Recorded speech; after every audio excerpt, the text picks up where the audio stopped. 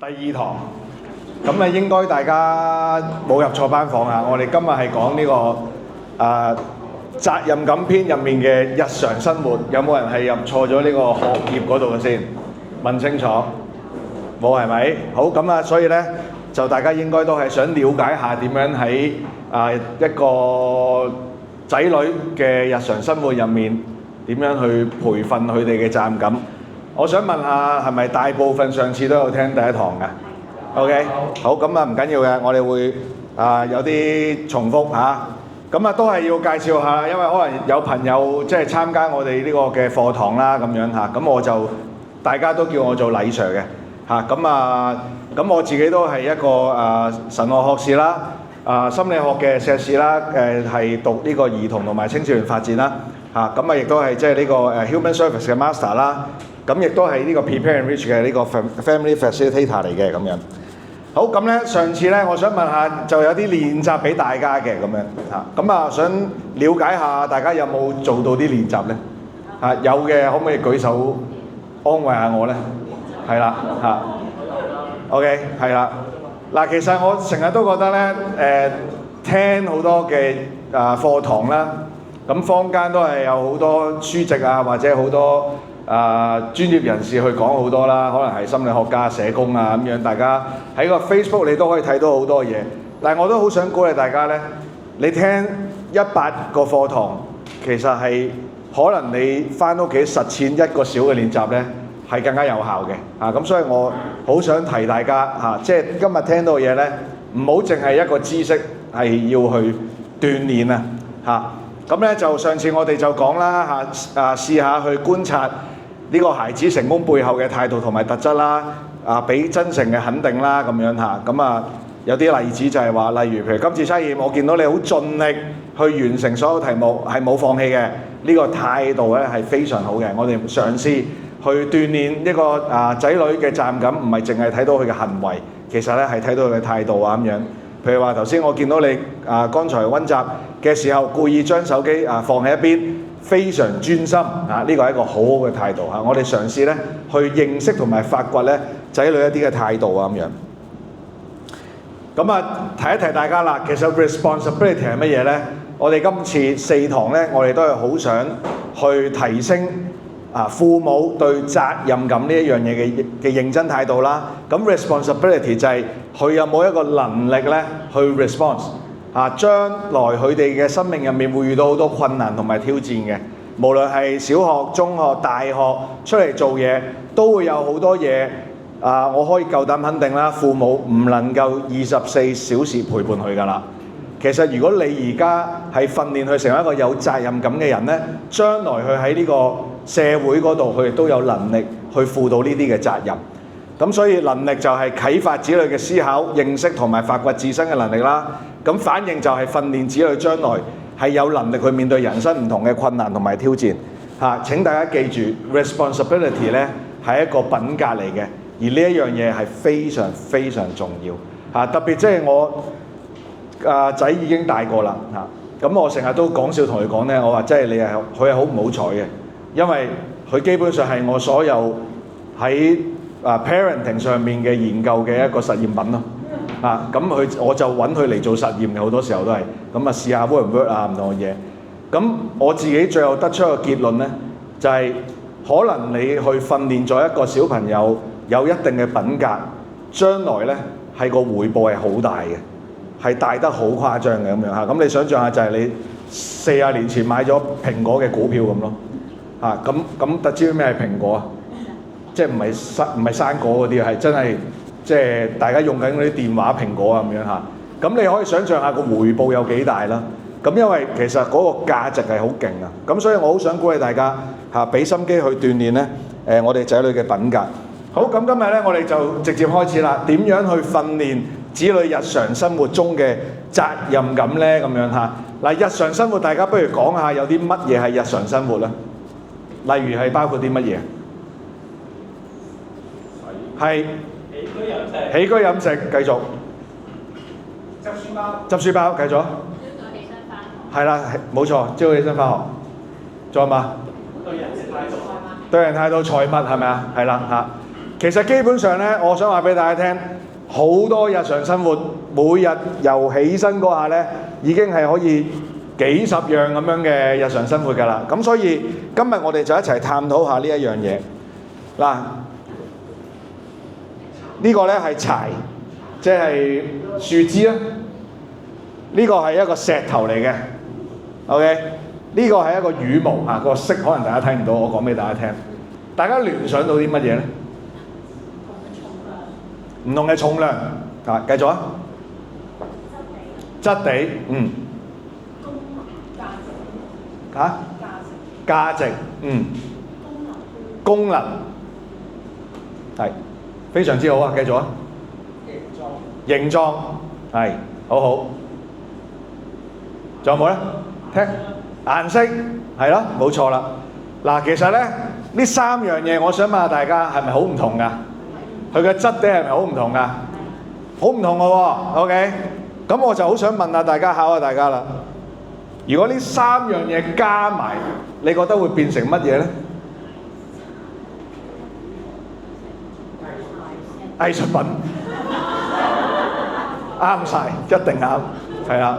即係你可以嗱諗下，樹枝加石頭加羽毛，雀巢，係繼續啊！玩遊戲，繼續啊！嚟啊！仲諗唔到其他嘢啊？唔同情形之下嘅求生啊 OK， 唔同情形之下嘅求生係嘛？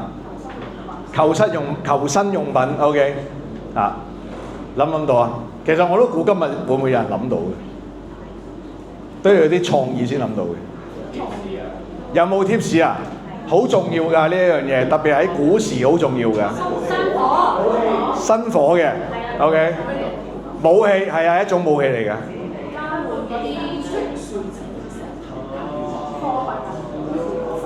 武器嚟㗎喎，箭啊！其實就係射嗰個箭，咁當然我每一次諗起射箭，我都係諗起佢㗎啦，啊，因為太靚仔啦，係啦，係咪啊？嗱，諗下一支箭啊 ，OK， 佢係要有個樹幹啦、樹枝啦，咁個頭可以係石，可以係鐵啦，嚇，甚至冇都得嘅，係咪啊？即係你刮到尖咗咪得咯。咁但係個尾就一定要有羽毛啦，啊，因為係定向啊嘛。其實頭先你見到嗰個三樣嘢咧，其實單獨咧佢哋係你係冇乜特別嘅。但係如果你將呢三樣嘢合埋一齊咧，佢就係一支威力無窮嘅箭。啊，你可以想象下一支箭喺古時代表啲乜嘢啊？代表你可以打獵啦，你有食物啦，係啊。當你打仗嘅時候，你有武器啦，可以攻擊啦，係咪？其實係好重要喎。咁而家都有用嘅，就係可以攞金牌啦。係咪？你奧運你可以攞金牌咯，係咪先？好啦，咁我哋就睇下呢條片先。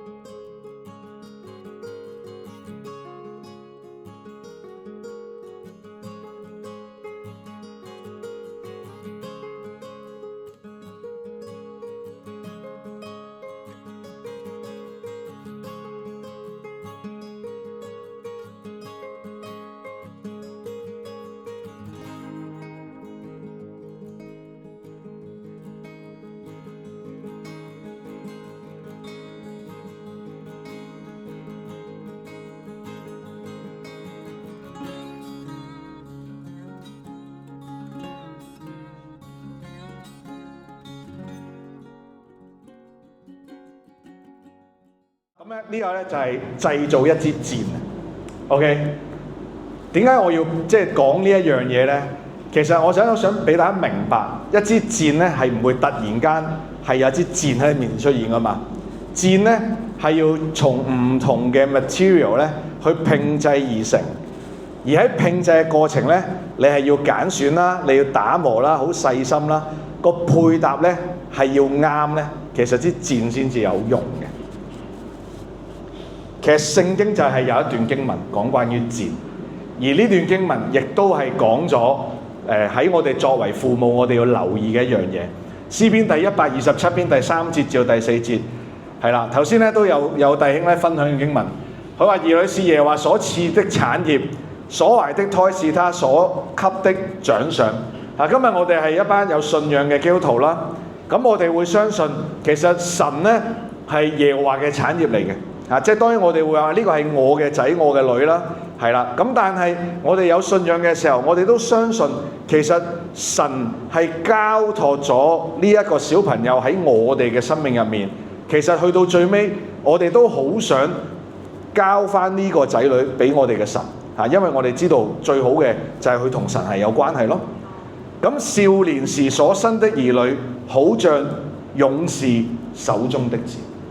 即係聖經形容我哋嘅仔女，其實就應該係好似一支箭咁。如果你訓練得好，如果你配搭得好，其實佢係可以成為你嘅箭。即係咩意思啊？佢係可以令你有榮耀啦，可以俾到力量你啦。即係你諗下，如果一個打獵嘅人，佢唔會嫌個箭搞錯啊，咁多箭嘅咁啊，會唔會啊？即係當你打仗嘅時候，你係一個弓箭手，你會唔會嫌你嘅箭袋係少，即係太多箭嘅？啲箭唔夠，即係好鋒利。哎呀，點解咁鋒利嘅？哎呀，唔好咁鋒利啊嘛，咁樣唔會嘅。你會 proud of 嘅係乜嘢咧？你一定係會 proud of 嘅就係，哇！我即係做嘅箭咧係攻擊力好高嘅，係好直嘅。去風係好快嘅，然後咧係可以好準確咁樣咧去攻擊到個目標。而呢個咧係應該當我哋有仔女嘅時候，我哋好好去訓練佢，而佢係可以成為到我哋口袋裏嘅箭。我覺得咧，我哋喺香港咧，其實好多時候當然啦，即係就算你訓練得好好，咁你會唔會同佢講：哇，我好 proud of 你？咁可能我哋都即係亞洲人就唔興咁表達啦，咁樣嚇。咁但係其實我都好想大家不斷去訓練我哋嘅仔女責任感嘅時候，有一日當你見到佢係一個有責任感嘅小朋友或者中學生，你係唔好吝嗇去話俾佢聽，其實你都好 proud of， 其實佢係一個好有責任感嘅人，而你會 treat 佢係你口袋裏嘅箭，你就好似一個獵人，佢就係你嗰個箭，而你係好 proud of， 你生命入面有一個咁好嘅箭咧，係作為你嘅幫手咯。咁我覺得呢一樣嘢咧，都係我自己嘅聖經入面咧，好深信念嘅一樣嘢咁樣。其實咧，我哋嘅兒女咧係神咧俾我哋最好嘅禮物咯。即係無論佢係點都好，我好想鼓勵大家，其實佢係你生命入面神俾你最好嘅禮物。可能佢而家俾緊你好多麻煩啊，或者好多困難啊，好多挑戰啊。我內心我好相信，其實呢啲時間總會過嘅。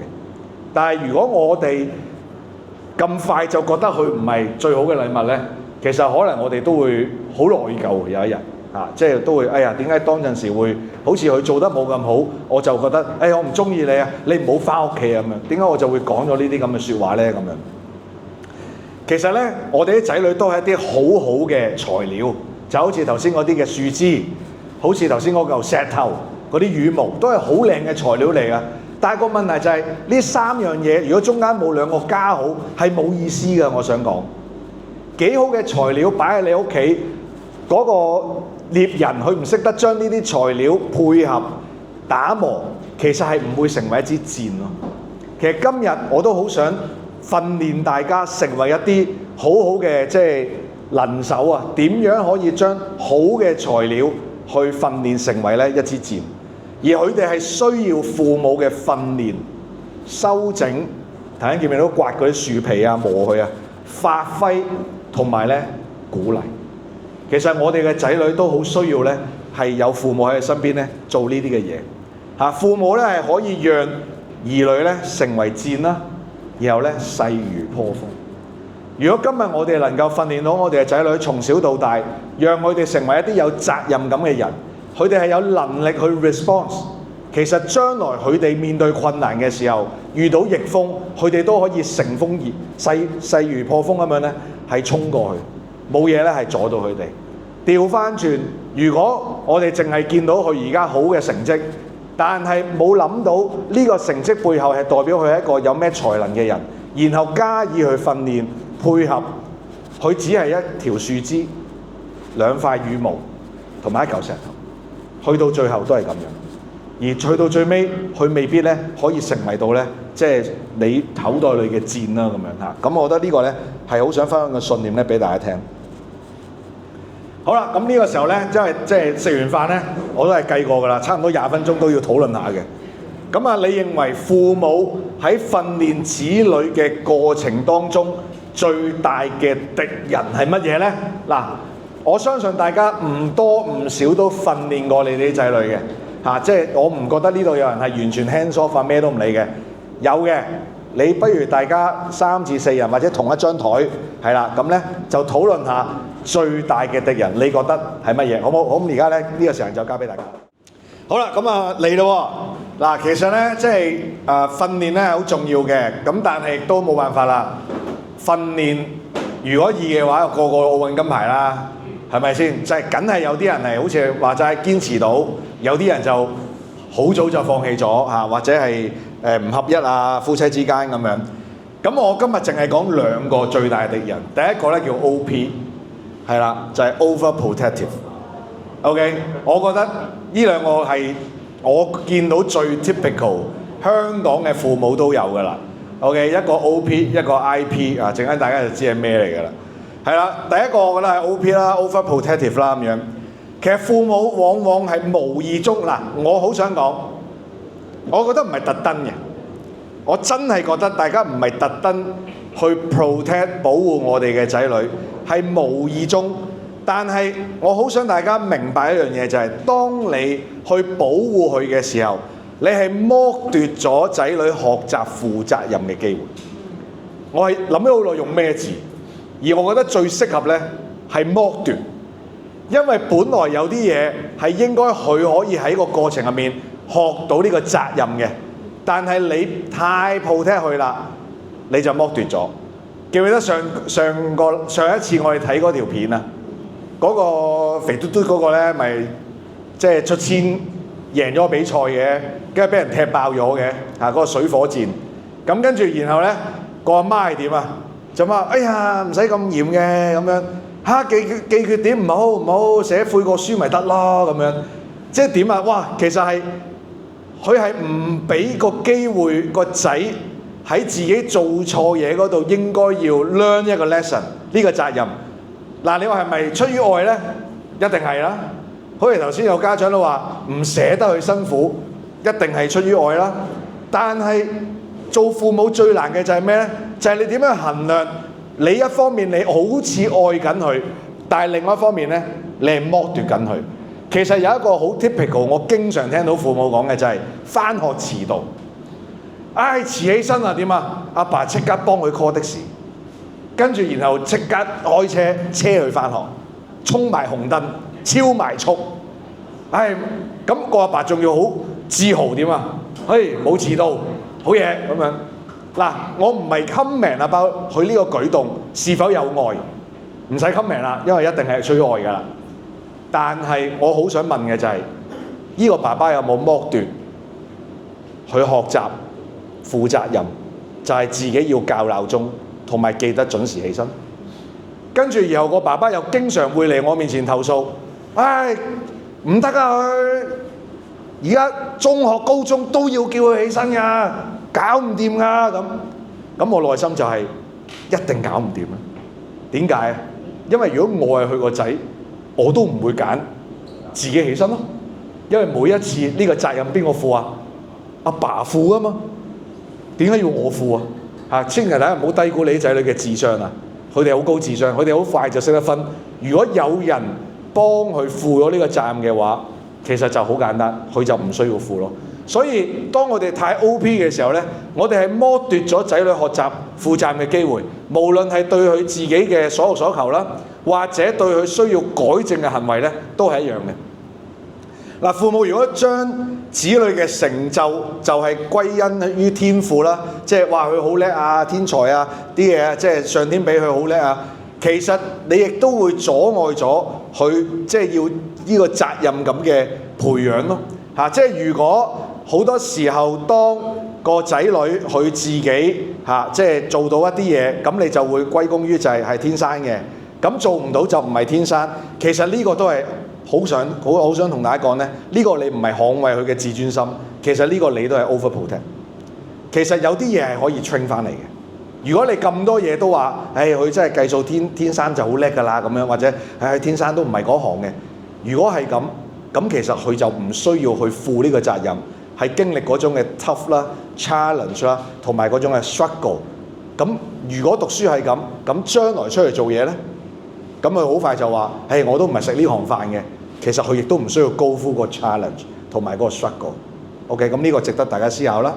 而過度強調順其自然嘅教養方式，往往係會令到仔女未來嘅發展呢係衍生諸多問題。其實我好想講，即係喺90年代美國引入好多都係話，即係自然成長啦，即係總之就係唔好干涉啦，唔好干預啦，讓佢去自由自在小朋友去發展。我會覺得從心理學角度，某一部分係冇錯嘅。但係如果從一個人嘅性格品格嘅訓練嚟講呢，呢一樣嘢其實嗰個父母將來佢係要承受更加大嘅痛苦，因為你放棄咗最黃金嘅時間呢，去訓練佢同埋鍛鍊佢嘅責任感。責任感係冇天生嘅，係必須要爸爸媽媽喺屋企嗰度去鍛鍊翻嚟嘅。咁所以我好想鼓勵大家，即係順其自然呢一樣嘢呢，係應該我係唔係好贊成嘅，我覺得唔係好順其自然嘅啲嘢。第二個就係 IP 啦，就係 impatience。即係除咗 OP overprotect， 第二個就係冇耐性咯。係啦，父母喺引導過程過早干預，例如急於提供幫助或者阻止錯誤。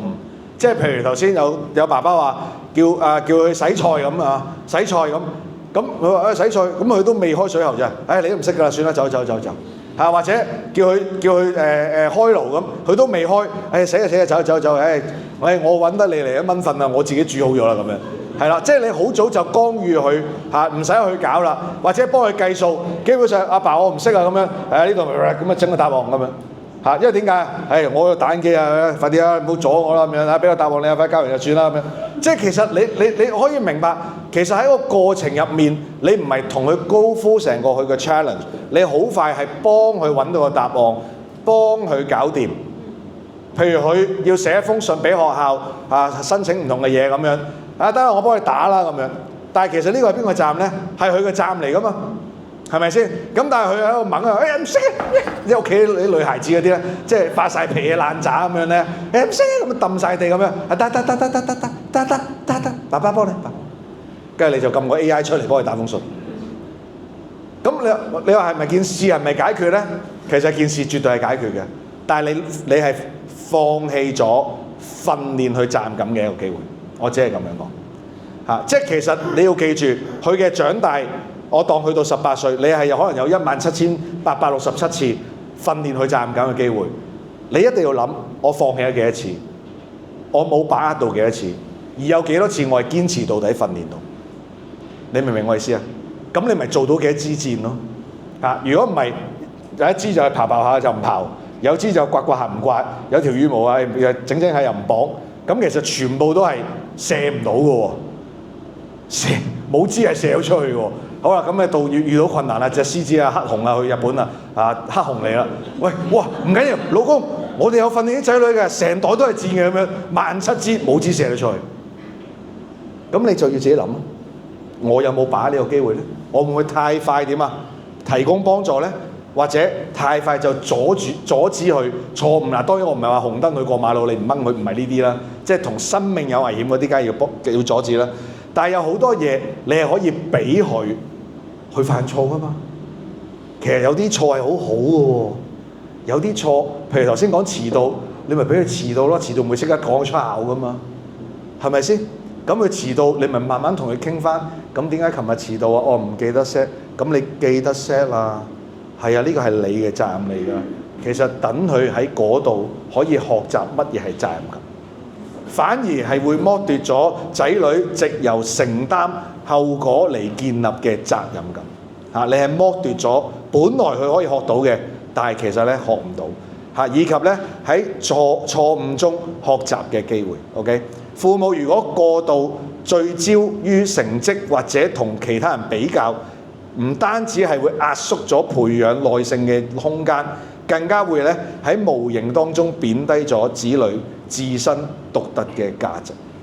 即係如果我哋好多時候，我哋係成日都揾佢focus 佢嘅成績好唔好即係好就唔使 train 嘅。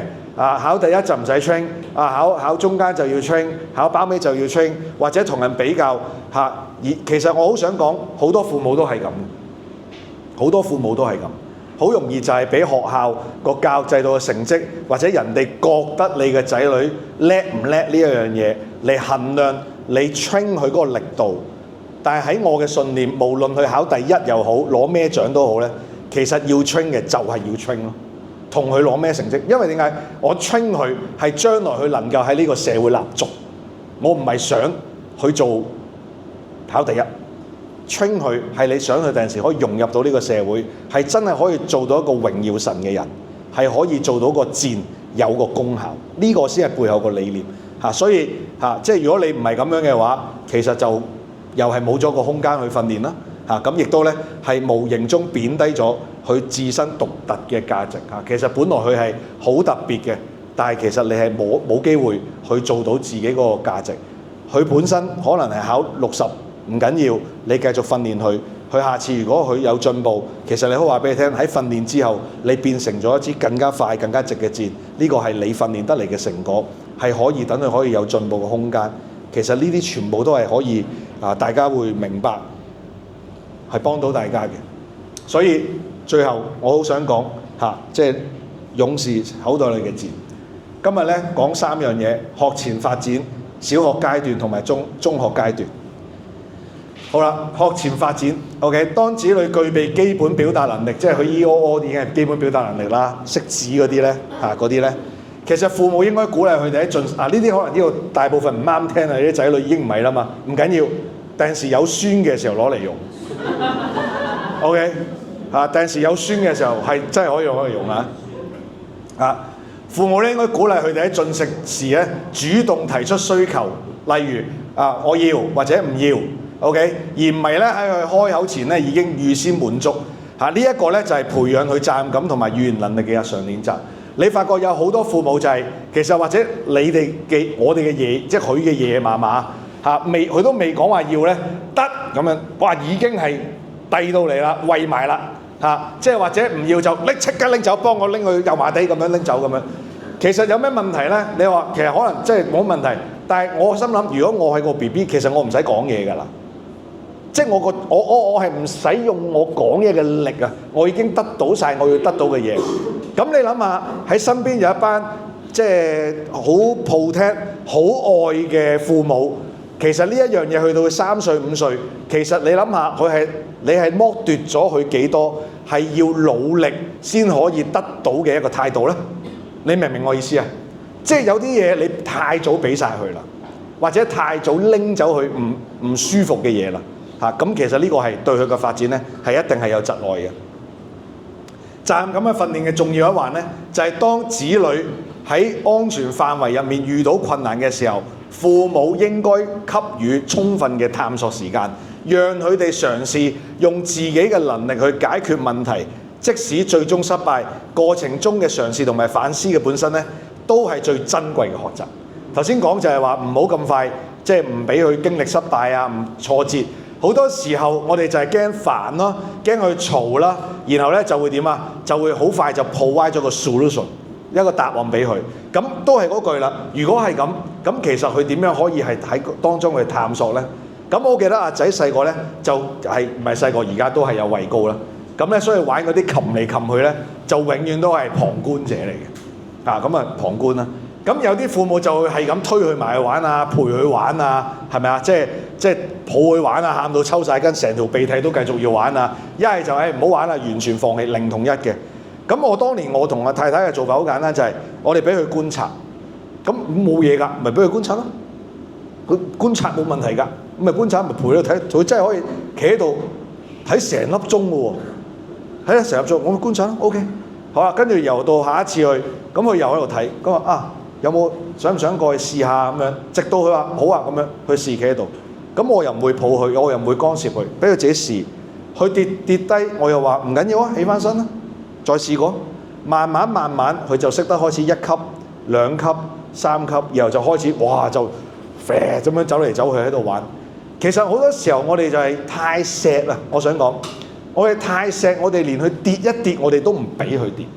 錯一錯係咪？即係有時我見到啲父母咧，即係講咧嗱，你出門口轉左轉右15步，直行望到個牌啊，個牌啊，望到再轉左。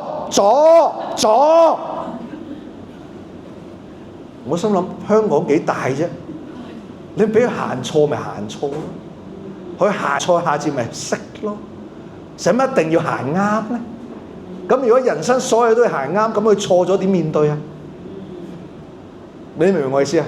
即係呢啲係我哋自己都會經歷過，你喺香港都成日聽到嘅嘢嚟嘅，就係一定要所有都要好 decent 啱晒。其實我想話俾大家聽，我哋真係要 respect 我哋人生嘅錯誤。其實錯誤係一樣好好嘅學習機會。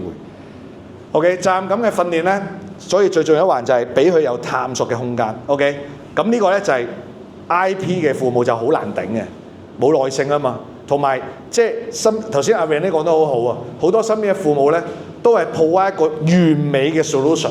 咁大家都唔係跟呢個完美 solution 咧，你就係有問題啦。係咪啊？即係冇一個探索空間，一定要係咁嗱。我試咗10間補習社，呢間係 the best of the best。呢個老師都係 the best of the best。嚇，你一定要揀呢個，你唔可以揀第二個。咁即係人生入面所有嘅嘢都要 the best of the best 嘅咯。咁佢咪要做 the best of the best？咁如果佢唔係 the best of the best，咁點啊？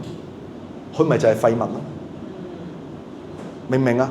所以大家推落去，你就會明白點解我哋香港嘅社會，我哋會塑造咗一班其實喺情緒上面都會係好容易覺得自己好冇用嘅人。所以 OK 啊，我好想鼓勵大家，唔緊要噶，俾佢錯。如果你叫佢煮餸，唔好火燭燒死人就得㗎啦嚇。即係頭先有個爸爸佢都話，哇！佢即係個仔啊，出去暑期工啊，剪嘢啊，個鉸剪咧就對住自己個肚剪喎，一插真係即刻入急症室咯。好彩冇事啫。嗱，咁你話呢啲嚇即係太誇張啦嚇，即係我諗呢啲我就如果都要 stop 就 stop 啦咁樣。咁但係到最後，我想講，最後都係冇事㗎嚇，即係唔係好深消完毒。咁你估佢下一次仲會唔會插自己啊？就佢會插你咯，唔會插自己啦。佢就會懟你咯，咁樣嚇，佢永遠都係懟出咯，就唔會懟入啦。OK， 咁其實呢個都係好啊，佢都 learn 咗佢要 learn 嘅 lesson。佢 take 咗自己嘅 responsibility， 其實 which is very good。咁佢以後佢學識啦，佢亦都會教身邊嘅人，千祈剪嘢唔好教剪對住自己。OK， 咁所以呢個係佢就有個探索時間、探索空間。喺責任感同埋培養上面咧，父母係需要子女設定恰如其分嘅期望。過高易生嘅挫折，過低則無從練習。咩意思咧？其實好多時候我哋去整一個箭。其實你一定要因材施教，你係整咗箭，你唔係整粒子彈啊嘛！即係你唔好 expect 個箭好似粒子彈咁快，亦都唔好期望個箭好似即係紙飛機咁慢，明唔明啊？你對佢太高期望，其實佢就會有強烈嘅挫敗感。即係譬如佢小六，你已經俾微積分佢做嚇，咁就為好啊嘛，阿禮教啊嘛，要佢負責任啊嘛。嗱，咁佢做一個成功嘅人係責任嚟㗎，做微積分啦咁嚇，佢就死咗啦，因為過高啦。但係如果你諗下，佢去到小六，你都唔會期望佢要夜晚瞓覺自己刷牙，你仲幫佢喺度刷牙。小六喎，係咪有啲問題咧？係啊，你對我好好啊，但係你係咪有啲問題咧？其實父母而家個腦應該都即刻諗下，會唔會有一啲嘅狀況，其實你唔應該而家你仲幫佢，而你都係幫緊佢，係剝奪咗佢嘅責任感。我想話俾你聽，我而家喺地鐵，我係經常見到小三其實都要阿爸阿媽幫手着襪同埋着鞋，有時係工人姐姐幫手孭書包，唔同嘅嘢。我好想話俾大家聽，我唔係誇張，我個仔由細到大放學返學係自己孭書包，就算工人姐姐喺度。其實我對佢個教訓就係好簡單，呢個書包係邊個嘅？係你嘅，呢個係你嘅責任去孭你嘅書包。OK， 工人姐姐佢喺屋企做咗好多嘢，佢已經負咗佢嘅責任。OK 嘅，工人姐姐係唔需要幫你孭書包，就係咁簡單。咁所以我好想大家都去諗下呢一樣嘢。如果擔心自身嘅判斷失準咧，其實可以同多啲有近似訓練理念即係如果唔同理念嘅父母好難交流嘅客觀啲拿捏到個平衡。OK， 好啦，好快去到小學啦，呢度多啲人啱細啦。好啦，良好嘅作息習慣，頭先都有人講啦，哇，好難即係瞓覺啊、起身啊啲，其實真係對兒童嘅發展咧係好重要嘅。OK， 咁。即係我都係睇好多關於即係腦神經嘅發展嘅書啦。我好想話俾大家聽，訓練即係睡眠係真係好重要嘅。咁不過可能而家有好多都已經太遲啦。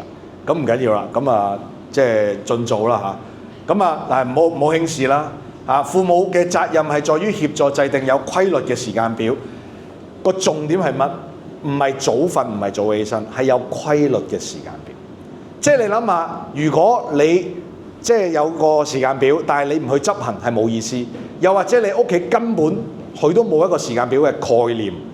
點解啊？譬如嗰個11點半，阿爸媽仲喺度聽到唱緊卡拉 OK 嘅，哇咁樣嘈到拆天嘅咁樣。又或者夜晚咧就，喂，阿仔又食宵夜咯咁樣，哇11點半先開始喺度打邊爐啊，打到2點啊咁樣。跟住然後咧就話，喂，點解你唔早睡早起嘅咁樣？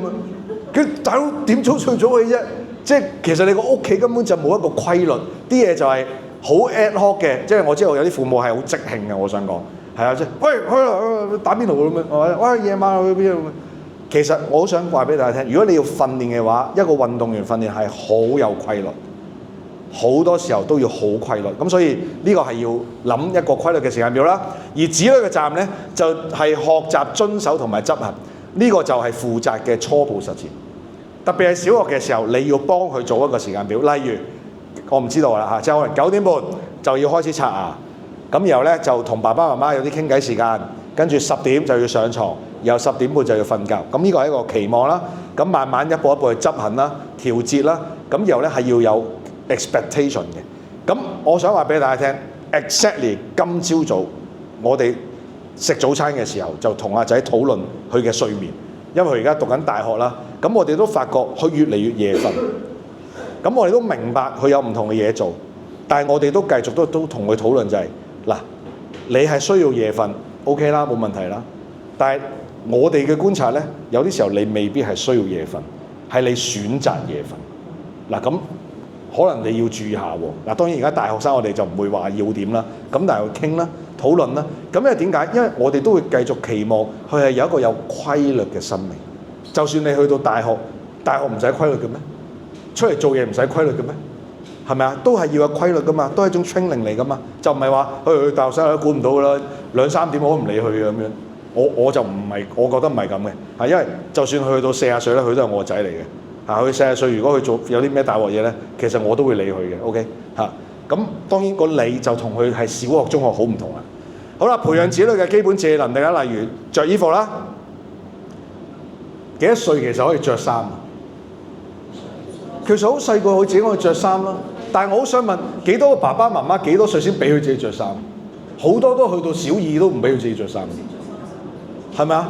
咁都係嗰句啦，你唔俾佢着衫，咁佢點負責任咧？咁你話次次着衫咧，佢前同後都調轉嘅，咁調轉又有咩問題咧？使咩死咧？唔使噶嘛。其實喺好多小學嘅階段，好多訓練係好好嘅，冇影響。即條褲調轉着，唔會有影響噶嘛，咪着翻咯。其實係一啲好好嘅訓練嚟嘅。OK 洗手啦即係刷牙洗面啦起床嘅時候收拾被鋪啦，有冇㗎？有冇訓練去收拾被鋪㗎？係咪啊？佢嘅責任嚟㗎嘛，張床邊個瞓㗎？唔係工人姐姐瞓㗎嘛，係佢瞓㗎嘛。咁點解工人姐姐要為佢負責任咧？咁如果工人姐姐可以為佢負 A 呢個責任，咁咪即係 B、C、D、E、F 都有㗎咯喎。嗱，一樣嗰句啦。嗱，我唔係話我一定啱，我絕對唔係一定啱。不過我係基於我一路教仔女嘅理念去分享呢一樣嘢。如果你係要訓練一個人嘅責任感，你好值得你去諗，有啲乜嘢係佢嘅責任，你就俾佢去負翻佢嘅責任。OK？整理玩具，邊個整理㗎？通常都係工人姐姐，玩完就劈低。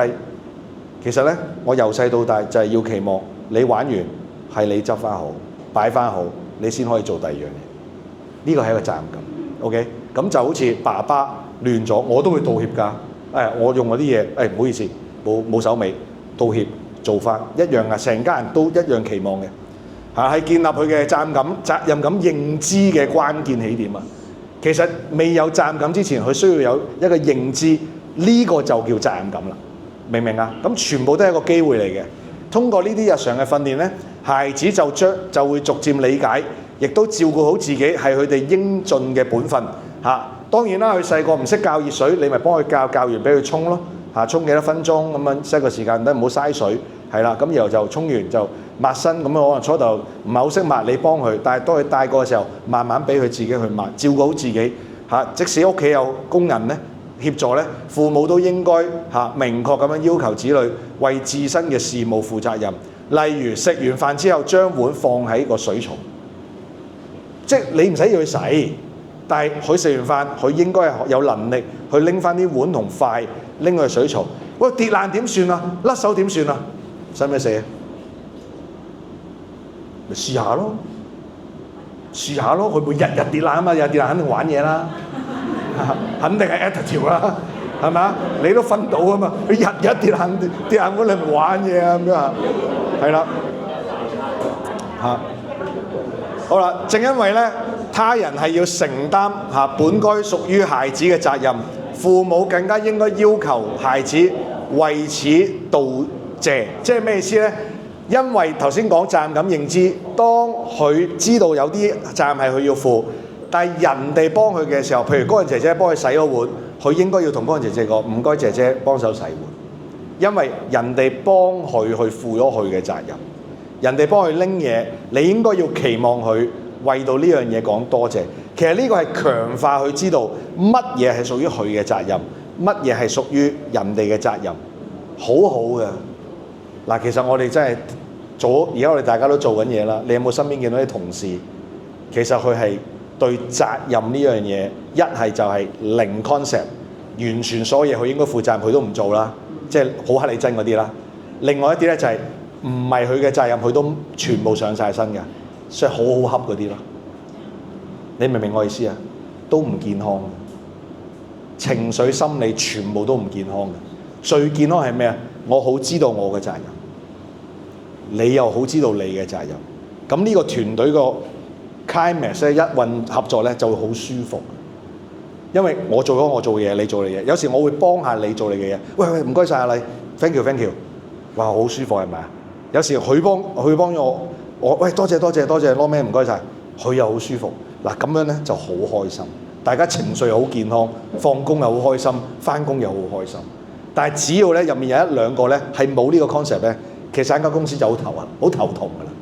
因為你永遠都係幫佢孭飛，但係佢永遠都唔會多謝，又或者永遠隔離嘅人都踩埋嚟，乜嘢都揾你做，連買奶茶都揾埋你嘅咁就好痛苦。OK， 好，咁所以我哋早啲教識我哋啲小朋友咧，佢將來有一個更加健康嘅生命。呢個簡單嘅舉動咧，能夠有效強化孩子對於責任主體，即係邊啲係佢嘅責任咧嘅認知啦，係培養責任感重要嘅一課嚇。咁所以咧，我好鼓勵大家咧，即係真係開始喺呢一方面咧多啲探討啊，同小朋友同啲仔女。好啦，中學階段啦，嗱，唔好見兩句啊，呢兩句好攞命嘅。OK， 好啦，父母可以將高小階段咧視為理財教育嘅起點。我第一樣嘢我講咧就係講理財，因為我發覺有好多家長完全冇訓練仔女理財嘅責任感嘅。咩意思咧？就係大家邊個係會俾零用啊？每個月有冇人係年繳嘅？有冇係日繳嘅？每星期繳嘅？每星期繳。OK， 好啦，咁如果佢洗突咗咁點啊？扣翻下個出世。冇錯啦，有啲人就係扣下個禮拜，但係我係唔會咁樣做嘅，因為當你扣下個禮拜，唔好意思啊，即係唔係話你啊，即係當你扣下個禮拜嘅時候，咁佢咪就係佢嘅責任咪可以 delay 咯。其實你真係想訓練佢嘅責任係咁多就咁多。咁你話我死餓死喎，借大耳窿喎，佢買唔到廚餘，但佢借大耳窿喎，咁借先算啦。咁餓死係唔會餓死嘅，你放心，佢有利是嘅，佢有啲積蓄你唔知嘅啫。咁咪討論下咯。其實我想講，理財係一個最好去訓練中學嘅仔女嘅責任感嘅一個嘅時間，因為洗突咗，佢就會明白有啲嘢佢係多咗，佢能夠 save 到嘅，佢可以買到自己中意嘅嘢，呢個亦都係佢自己嘅能力。咁所以我好鼓勵大家呢，真係要有一個畫條線啦，每個月每個禮拜係咁多就咁多。如果佢發覺使多咗，先同佢討論。咁你話係咪一次都唔得呢？咁都唔係，咁咪同佢有一次俾下佢，俾多30蚊去調整下。但係就期望嗱，其實我期望你呢係會為自己嘅即係理財咧負責任嘅。OK， 係啦，透過讓孩子管理零用錢，學習記帳啦，同埋目標儲蓄。OK， 係啦，佢哋可以喺自主嘅支配同埋承擔後果嘅過程入面呢，自然養成負責任呢個態度同埋習慣。而父母除咗俾定額零用錢呢，係唔應該干預佢嘅財務嘅。即係咩意思？即係見佢唔夠，有醒多啲俾佢啊，唔同嘅。因為其實講真，佢嘅零用錢主要都係搭車同埋買零食嘅啫嘛，係咪啊？買飯盒啊嘛，係咪啊？係啦，咁其他嗰啲點數卡啊、買波鞋啊、買衫嗰啲都係父母嘅俾㗎啦，係咪先？咁你話你想食少2盒飯，買多個點數卡得唔得啊？咁呢個係你嘅決定咯。我覺得一係你就俾咗佢，你唔好阻佢啦，你俾咗佢。咁你話全部唔食飯禁食嘅，日日買點數卡嘅，咁你要同佢傾啦，因為會死咯。因為即係佢危險啊，佢餓死啊嘛。咁呢啲你咪要同佢傾咯。咁當然我講啲好極端嘅例子啦。咁但係我都好想講俾大家聽，你越多嘅干預咧，其實係訓練唔到佢嘅責任感。OK， 好啦，父母咧應該明確咁樣向中學階段嘅子女傳達一個家庭嘅責任。成為一個有交代嘅人 ，OK？ 例如，如果放學之後需處理班務或者同學留校，必須事先告訴屋企人。你越早中一就同佢講，你將來嘅痛苦就越少。你越唔同佢講，你將來嘅痛苦只會越嚟越多嘅啫。我話俾你聽，佢就會養成一個習慣，以後去邊都唔話俾你聽。去邊話俾你聽，幾夜翻話俾你聽，同咩人一齊都唔會話俾你聽。但係你一早話俾你，你話俾我聽，唔係我唔信你。你話俾我聽，因為呢度唔係酒店，呢度係你屋企。屋企係咩啊？係一家有愛嘅人走埋一齊嘅地方。有愛嘅人就係咩啊？就係正常嘅時候你未翻嚟，大家會擔心，就係咁簡單。酒店係唔會有人擔心你幾時 check in check out 嘅。即係嗰個 reception 話：哎呀，咁夜去邊啊？陳生，1706房好掛住你啊！咁酒店係唔會啊，你死都冇人理嘅。我話俾你聽，報警嘅啫，最多係999。但係屋企唔係，你越早教佢咧，呢個係佢嘅責任，佢要譬如3點5放學，佢要做班務冇問題，佢一定要拎個電話打電話。老師唔俾嘅，你同老師講，我要話聲俾爸爸媽媽聽。咁如果老師都唔俾嘅，我會揾老師講。我真係好想知邊個老師係唔 support 呢一樣嘢咯，真係唔使嘅咁樣嚇，我就同老師講咯，係啊，咁咪就咁簡單。OK， 好啦，咁如果即係呢一樣嘢唔單止係履行對父母嘅承諾啦。更加係學習體諒同埋尊重屋企人嘅開始，係邁向成熟嘅第一步。OK， 所以我個仔到而家18歲，去完 House Church， 佢想同啲弟兄姊妹去食糖水，佢都會 WhatsApp 我。我完咗 House Church， 我想去食糖水，夜啲翻，咁我就食得開心啲，非常之好。我好舒服，好 support， 佢亦都好放心，因為我唔會擔心。所以我覺得呢個就係你由細到大都要教嘅嘢，都 expect 呢個係佢嘅責任嚇，係佢嘅責任。所以前日我又同佢傾偈，因為近來好忙啊嘛，近來忙就係一攰咁點啊，咪電話同埋 iPad 咯。咁我有一日就坐咗屋企，咁我都好攰，咁我坐喺度2個鐘，佢都完全冇關心過我。我就同佢講，我話嗱，我係有少少感受嘅，因為我係你阿爸，坐喺度我好攰咧，其實我都想你關心我，但係我又知道你好攰。